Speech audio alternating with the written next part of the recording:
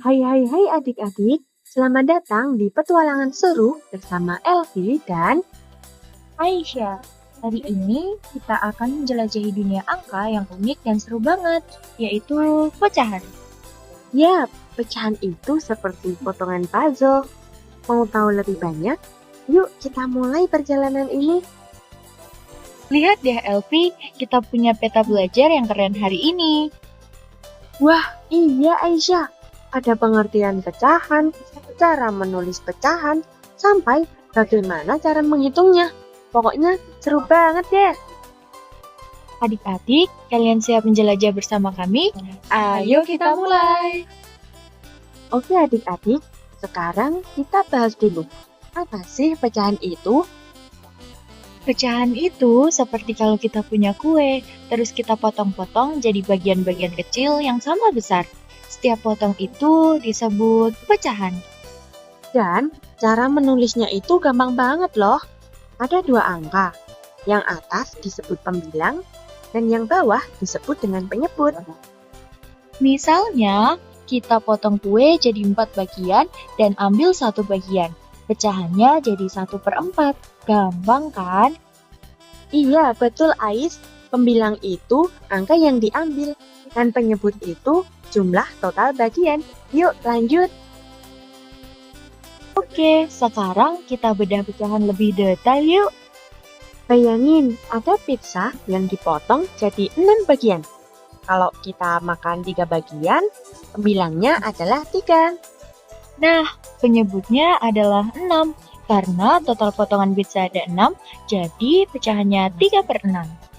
Jadi, kalau mau ngerti pecahan, ingat ya, pembilang di atas, sedangkan penyebut di bawah. Kayak jembatan angka ya.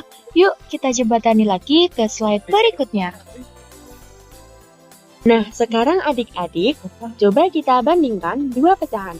Misalnya, 2/4 dan 3/4. Mana yang lebih besar?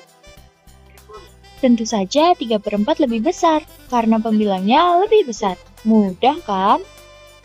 Tapi, kalau pembilangnya sama, misalnya 2/3 dan 2/5, kita lihat penyebutnya. Semakin kecil penyebutnya, semakin besar nilainya. Wow, seru banget ya. Pecahan itu ternyata kayak balapan angka. Ayo, siapa yang lebih besar?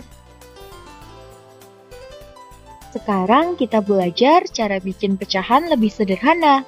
Misalnya 4/8. Bisa kita sederhanakan jadi 1/2. Caranya gampang banget. Cari angka terbesar yang bisa membagi pembilang dan juga penyebut. Namanya faktor persekutuan terbesar atau disingkat FPB. Dalam 4/8, FPB-nya adalah 4.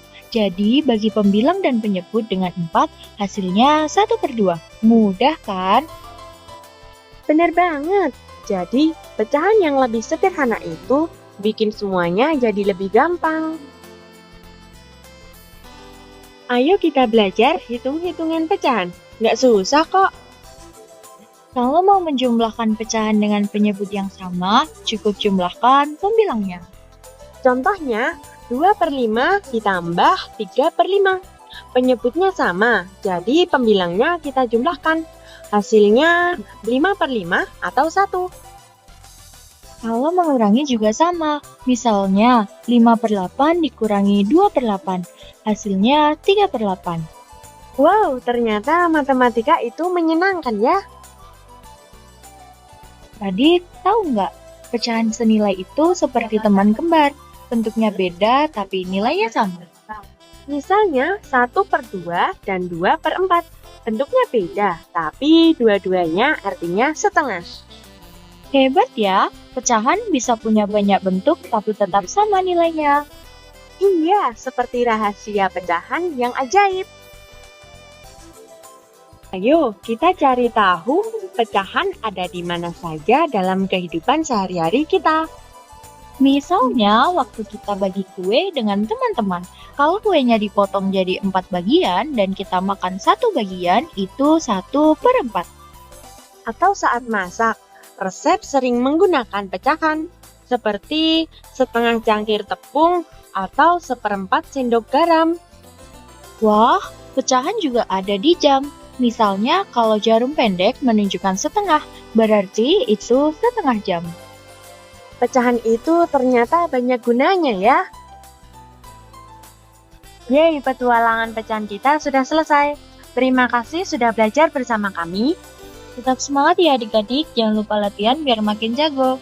Sampai jumpa di petualangan berikutnya. Dadah!